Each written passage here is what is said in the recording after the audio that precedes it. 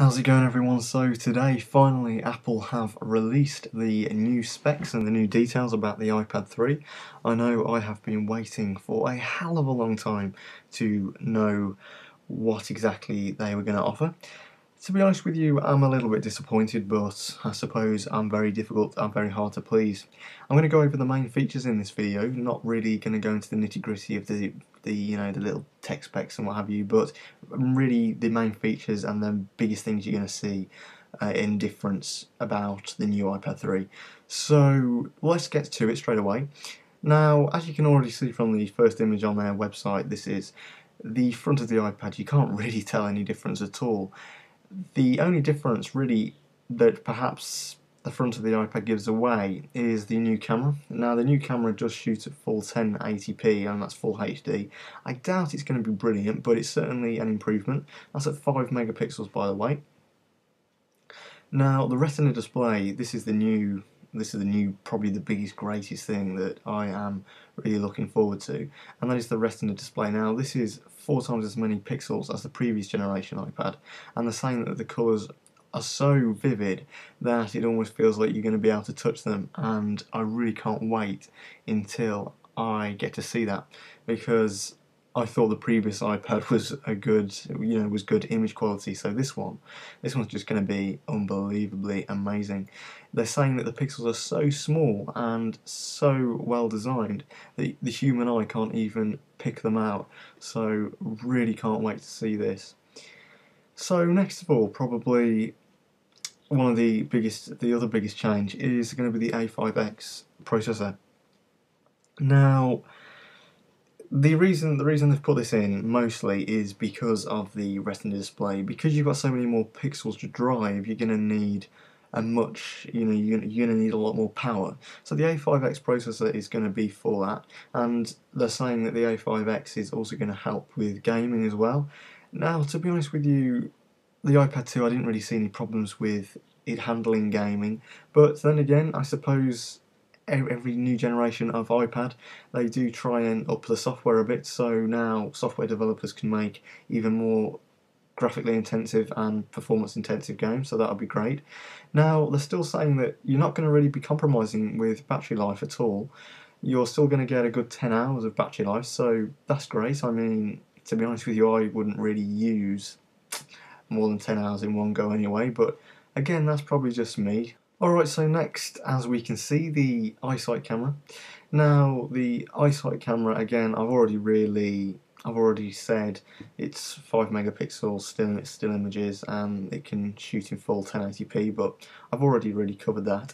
And what they've done is they have used the same optics as they used in the iPhone 4S. So it's not just about the megapixels, they've completely changed the optics and the design of the camera, so it lets in more light and effectively a larger aperture.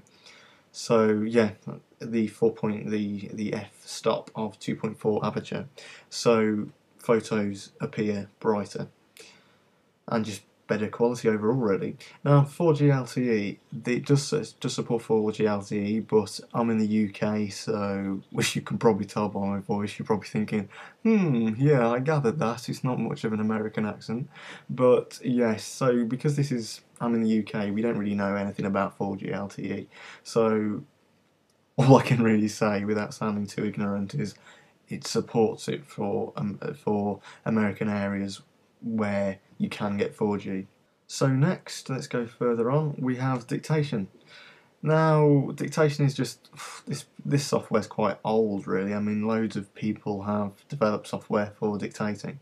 But as you can see, write an email, send a text, and basically you can just say it and it will dictate, it will put it into writing. So if you don't like typing, or you don't like sort of typing on the iPad, well, if you don't like typing on the iPad, don't get an iPad.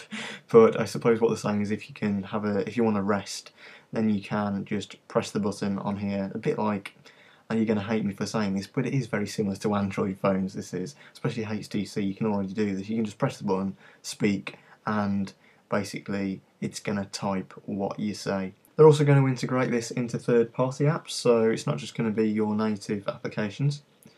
So again, App Store, yeah, they've just hit the, how many billions of apps have they hit now? A hell of a lot. Well, there's nothing new really about the iPad Smart Cover. Well, it's alright, I guess, but a bit gimmicky in my opinion. Same as the iPad 2. And now we've got AirPlay. AirPlay is gonna, it's great if if you've got some movies on there or songs or anything you just want to transfer to a more higher end system and you want to watch them on, which is brilliant. And that really are the main points. I mean, like I said, not too many huge points. It's more of a tweak. It's like the equivalent of the iPhone 4 to the 4S. It's like the iPad 3 to the iPad 3 specced up a bit. Nothing huge, but little bits of a few good points here and there, nothing too big. Now, the price in the UK, it's still yet to be revealed, but in the US, it's $499 for the most basic version, Wi-Fi 16 gigabytes. It's $499. So I'm guessing in the UK we're going to be seeing a price around, $450 probably, probably about $450, and that really is it. That is the main specs covered. Now, I did say at the beginning of this video that I didn't really want to go on to the really tech specs, but I will just quickly cover them, some of the main points such as the weight and what have you. So let's go straight onto the tech specs. I've already previously checked out these. So again, 7.31, 9.50 lengthwise, and I don't know why they put the O on, it's 9.5, isn't it?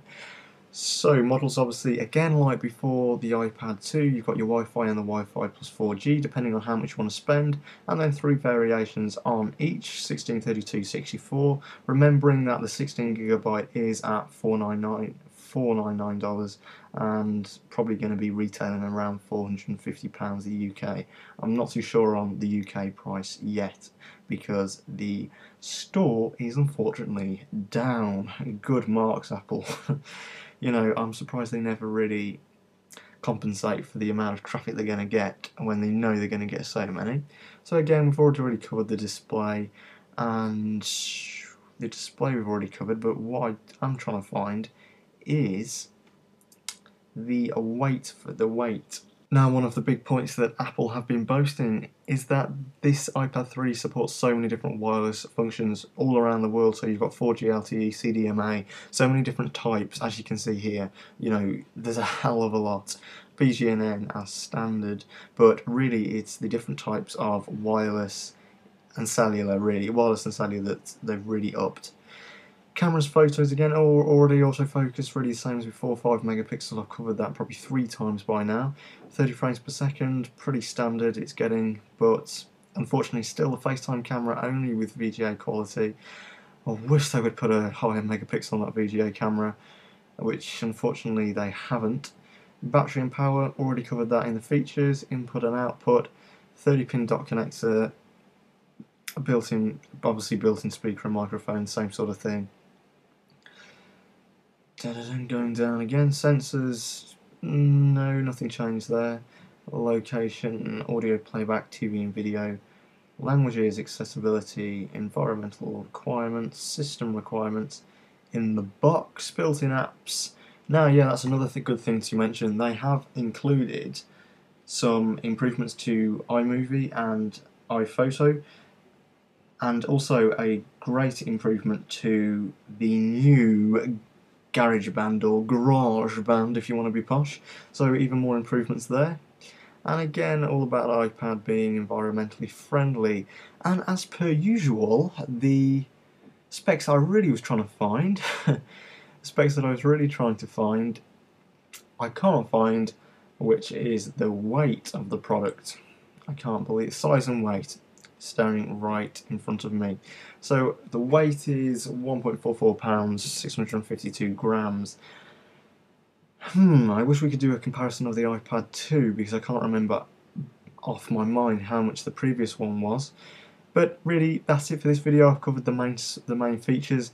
Like I said earlier, I'm not too impressed, but some nice little improvements, some added boosts just in the right areas. I wish we would have had that VGA camera replaced, because that is darn awful. But there we go. That's it for this video. Thank you very much for watching. But until I see you later, I will just say this is a brand new channel for me. I used to have an old channel, and expect some new content coming up. I've just ordered a DSLR 60D, so some really good video quality on that. So again, until next time everyone, I will hope to see you later.